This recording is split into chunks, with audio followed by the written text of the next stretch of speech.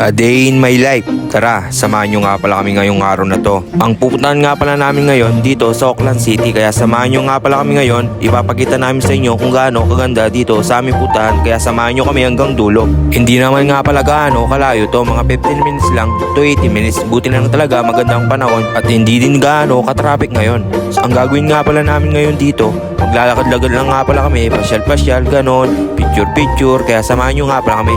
So yun guys, fast forward nga pala ay nakarating na nga pala kami dito sa aming pupuntahan dito sa Auckland City. Hindi naman nga pala gaano kamahal ang parkingan dito, mga $15 lang per hour kasi. Kaya yun, pagkatapos nga pala namin nagbayad sa parking, ito na nga pala guys ang hinihintay nyo at hinihintay namin. At syempre samahan nyo nga pala kami, maglalakad-lakad lang nga pala kami dyan, magpicture-picture.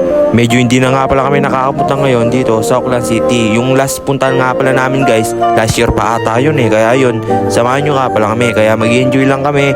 Kasi bukas nga pala guys, Monday, holiday nga pala dito sa Auckland City. Kaya yun, papakita ko sa inyo yung view guys sa inyo guys. So, napakaganda talaga. So yun guys, fast forward nga pala, pauwi na nga pala kami. Dito na nga pala tatapos yung maikling video na to. Thanks for watching. Bye!